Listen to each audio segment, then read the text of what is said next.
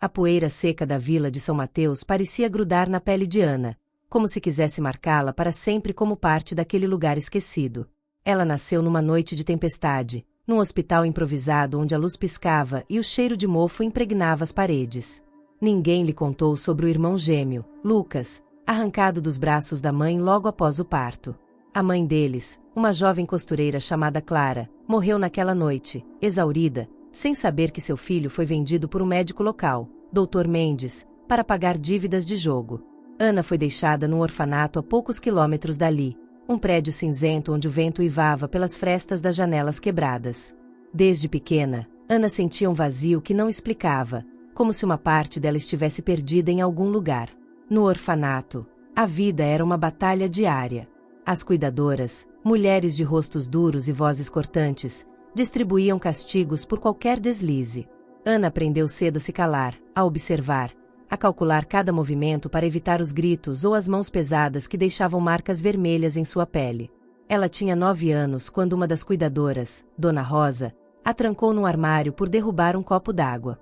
O escuro parecia engoli-la, e ela se encolheu, o coração disparado, imaginando que nunca mais sairia dali. Mas Ana não chorava. Ela contava os segundos, os minutos, até que a porta se abrisse. Foi assim que ela aprendeu a sobreviver, engolindo o medo, transformando-o em algo afiado, como uma faca escondida na manga. Enquanto Ana enfrentava o orfanato, Lucas crescia em um mundo oposto, numa mansão em São Paulo, com jardins impecáveis e janelas que refletiam o céu. Sua mãe adotiva, Helena, era uma mulher elegante, de cabelos sempre perfeitos e sorrisos calculados, mas seus olhos eram frios, como se vissem através dele. O pai adotivo, Roberto, um empresário ocupado, raramente estava em casa. Lucas tinha tudo: roupas de marca, uma escola particular de elite, brinquedos que nunca usava. Mas ele sentia um peso constante, uma tristeza que não explicava. À noite, ele acordava suando, com imagens de uma garota de olhos idênticos aos seus, chorando em um lugar escuro. Ele contava isso à mãe, mas Helena apenas aumentava as doses de remédios para ansiedade, dizendo que eram fantasias de criança. Aos 12 anos, Lucas começou a se rebelar. Ele quebrava coisas, um vaso caro, um espelho, só para sentir algo além daquele vazio.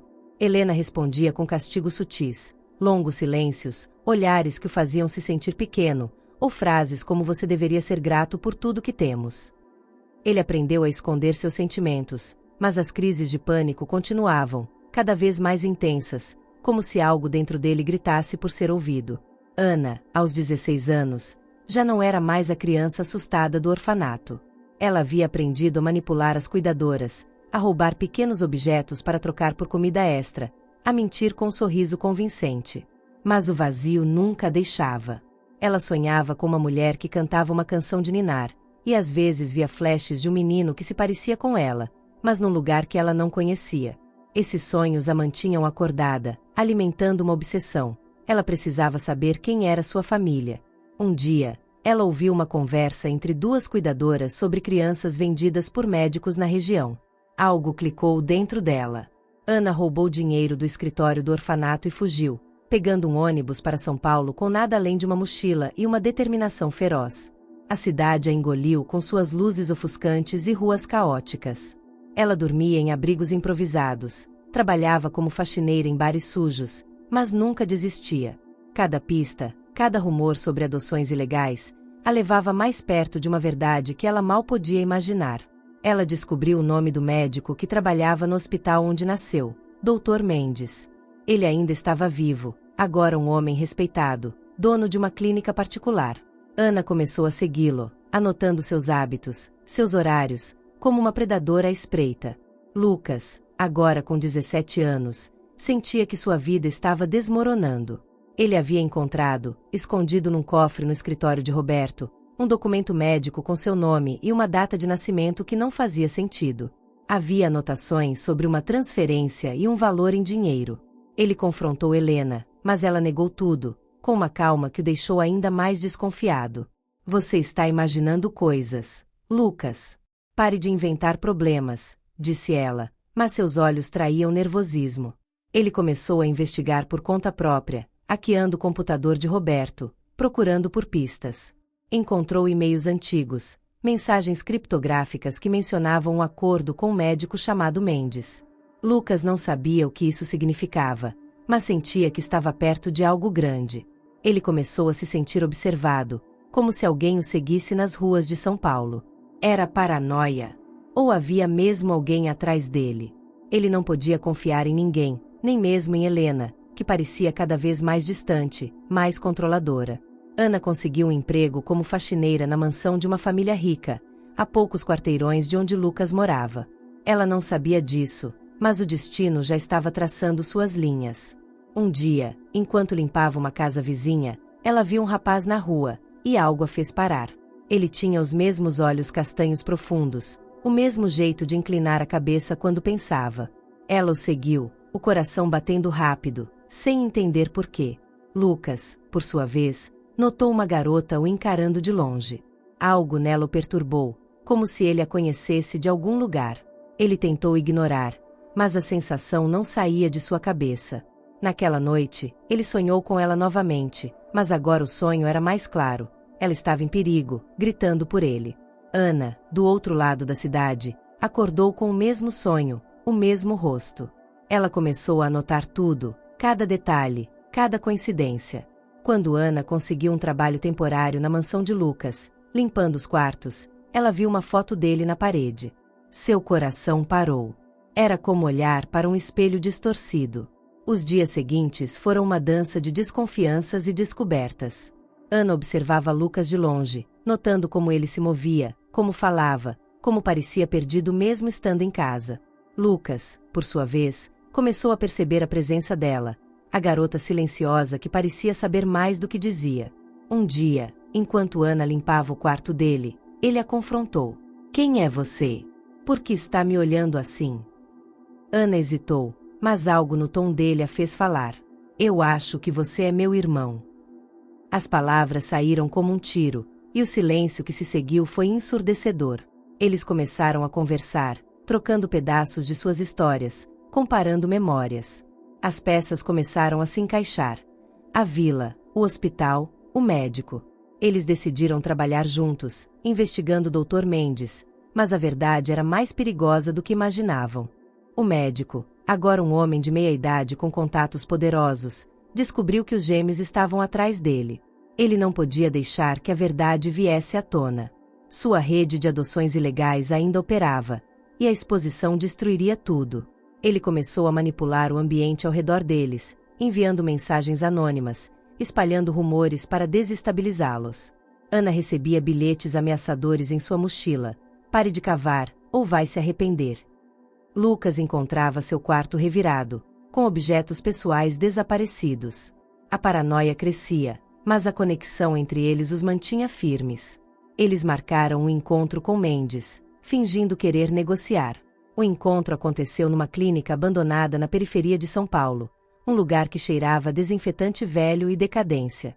Mendes os recebeu com um sorriso frio, tentando manipulá-los com promessas de dinheiro. Mas Ana e Lucas estavam preparados. Eles gravaram a conversa, coletando provas de seus crimes. Quando Mendes percebeu, tentou atacá-los, mas a força dos gêmeos juntos era maior. Eles conseguiram escapar, entregando as gravações à polícia. No final, Mendes foi preso, e a verdade sobre a separação dos gêmeos veio à tona. Ana e Lucas se sentaram num banco de praça, sob a luz fraca de um poste, tentando processar tudo. Eles eram estranhos, mas ao mesmo tempo eram um do outro. O vazio que sempre sentiram parecia menor agora, mas as cicatrizes do passado não desapareciam. Eles decidiram morar juntos, alugar um pequeno apartamento, começar do zero. Mas, às vezes, à noite, Ana ainda acordava com o coração acelerado, como se o escuro do orfanato ainda perseguisse. E Lucas, mesmo livre da sombra de Helena, ainda sentia o peso de uma vida que nunca foi realmente sua. Eles tinham um ao outro agora, mas o caminho à frente seria longo. Os dias na mansão dos Ferreira eram um jogo de sombras para Ana. Ela movia-se como um fantasma pelos corredores de mármore, esfregando o chão, arrumando os quartos, sempre com os olhos atentos. Cada detalhe da casa parecia gritar riqueza: os lustres de cristal, os quadros com molduras douradas, o perfume caro que pairava no ar. Mas havia algo errado naquele lugar. uma frieza que ia além do ar-condicionado constante. Ana notava como Helena, a dona da casa, observava Lucas com controle quase obsessivo, corrigindo cada palavra, cada gesto. Lucas, por sua vez, parecia um pássaro preso numa gaiola de ouro. Ele mal olhava para Ana, mas ela sentia seus olhos quando achava que ninguém estava vendo. Era como se ele também soubesse que havia algo entre eles, algo que nenhum dos dois podia explicar. Ana guardava suas suspeitas num caderno velho, onde anotava tudo: os sonhos com o menino de olhos iguais aos dela, os rumores sobre adoções ilegais, o nome de Dr. Mendes. Ela sabia que estava perto, mas cada passo parecia levar a um abismo mais profundo. Lucas, enquanto isso, sentia o peso da desconfiança crescer. Desde que encontrou os documentos no cofre de Roberto, ele não conseguia dormir direito. As crises de pânico vinham com mais frequência, o coração disparando no meio da noite, a sensação de que alguém observava do escuro. Ele começou a reparar em Ana, a faxineira nova, que parecia diferente das outras. Ela não baixava os olhos como as demais, e havia algo em seu rosto que o fazia parar. Era como olhar para uma versão de si mesmo, mas marcada por uma vida que ele não conseguia imaginar. Ele tentou ignorar, mas os sonhos continuavam. A garota chorando, o armário escuro, o som de um cadeado se fechando. Ele começou a seguir Ana, discretamente, observando como ela se movia com uma determinação quase assustadora.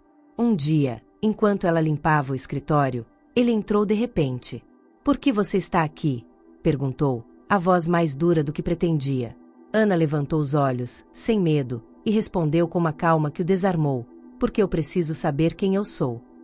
A frase ficou pairando no ar, e Lucas sentiu um arrepio. Ele não sabia por quê, mas acreditou nela. Eles começaram a conversar, primeiro em sussurros, nos cantos da casa onde Helena não podia ouvir. Ana contou sobre o orfanato, os castigos, os sonhos que a perseguiam desde criança. Lucas falou sobre sua vida, a pressão de Helena, os documentos que não faziam sentido. Eles compararam pequenas coisas: o jeito como seguravam o copo, a cicatriz idêntica no antebraço, uma marca que nenhum dos dois sabia explicar. "Você já sentiu que falta algo?" perguntou Ana, uma noite, enquanto limpava a cozinha. Lucas hesitou, depois assentiu. "Sempre." Eles decidiram investigar juntos, começando pelo nome que aparecia em todas as pistas: Dr. Mendes. Ana já tinha descoberto onde ele trabalhava, numa clínica particular na Zona Sul, um prédio moderno que escondia segredos sujos.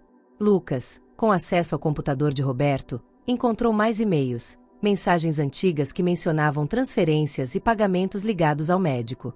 Eles sabiam que estavam mexendo com algo perigoso, mas o vazio que carregavam por anos parecia finalmente ter uma explicação. Enquanto isso, Dr. Mendes não era mais o homem jovem e desesperado que separou os gêmeos. Agora, aos 50 anos, ele era um profissional respeitado, com contatos na polícia e no submundo de São Paulo. Mas ele nunca esqueceu o que fez. Cada criança vendida era um peso, e ele vivia com medo de que o passado voltasse para assombrá-lo. Quando soube que uma garota estava fazendo perguntas sobre adoções na vila de São Mateus, ele ficou alerta. Quando descobriu que Lucas, o menino que vendeu há 17 anos, estava investigando, o pânico tomou conta. Ele começou a agir, usando sua rede para monitorar os dois. Um detetive particular, pago com dinheiro sujo, seguia Ana pelas ruas, anotando cada movimento. Mensagens anônimas chegavam ao celular de Lucas. "Deixe o passado onde está." Ana encontrava bilhetes enfiados em sua mochila, com letras tortas. "Você não sabe com quem está lidando." O medo começou a crescer, mas Ana e Lucas não recuavam. Eles sabiam que estavam perto da verdade, e a conexão entre eles, mesmo que inexplicável, os mantinha unidos. Uma noite, Ana seguiu Mendes até um bar discreto na periferia. Ele estava lá, bebendo com homens de rostos duros, falando baixo. Ela se escondeu do lado de fora, ouvindo fragmentos da conversa. "Os gêmeos, não podem saber, acabem com isso." Ana sentiu o sangue gelar. Ela voltou para a mansão e contou tudo a Lucas. Eles decidiram confrontar Mendes, mas precisavam de provas. Lucas sugeriu gravar uma conversa, algo que pudesse incriminá-lo. Ana conseguiu marcar um encontro, fingindo ser uma jornalista investigativa interessada em adoções ilegais. Mendes, confiante em sua própria influência, aceitou. O encontro foi marcado numa clínica abandonada, um lugar que ele usava para reuniões discretas. Era um prédio decrépito, com paredes descascadas e o cheiro de mofo que lembrava Ana do orfanato. Eles entraram juntos, Ana com um gravador escondido na bolsa, Lucas com o coração na garganta. Mendes os recebeu com um sorriso que não alcançava os olhos.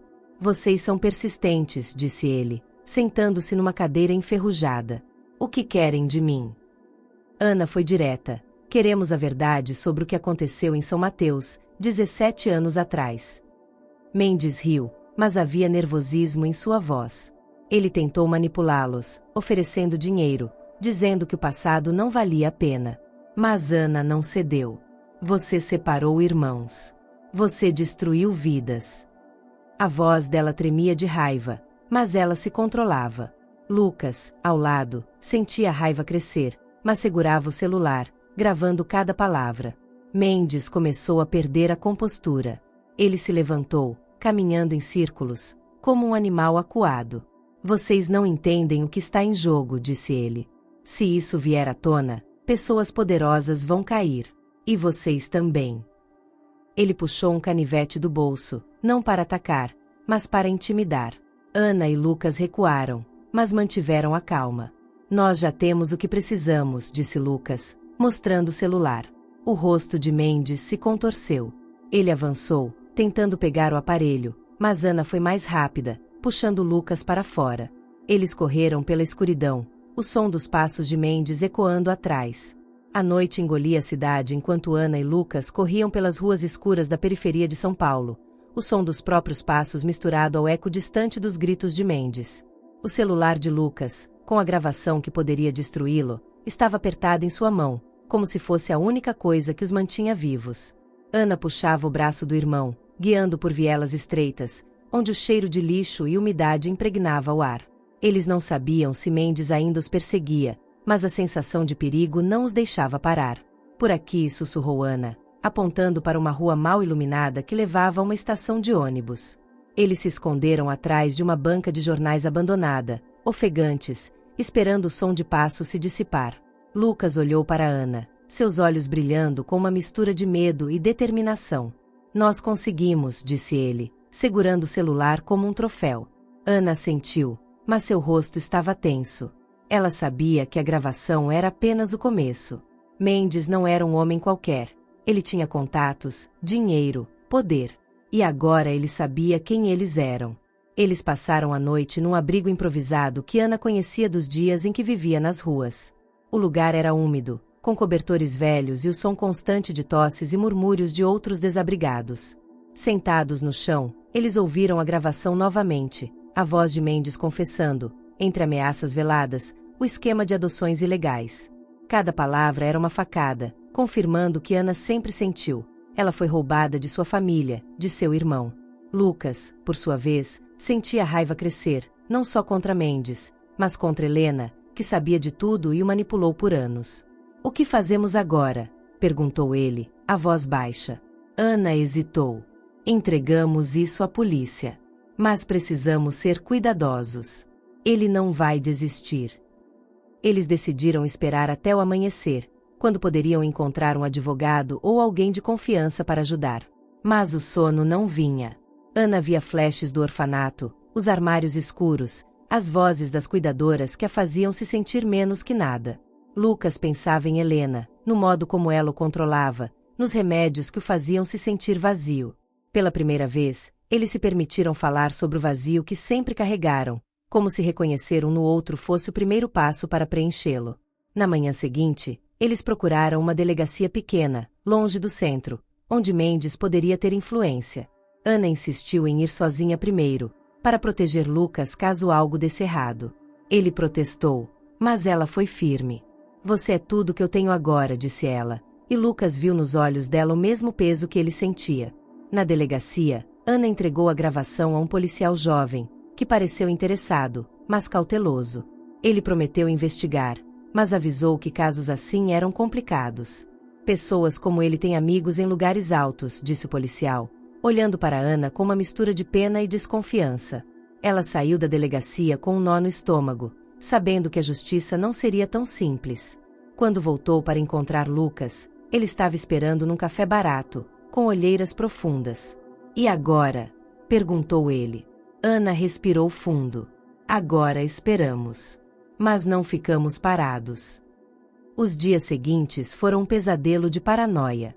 Ana recebia mensagens anônimas no celular que usava para trabalhar. Você não pode fugir do passado. Lucas encontrava seu quarto na mansão revirado, com papéis rasgados e objetos fora do lugar.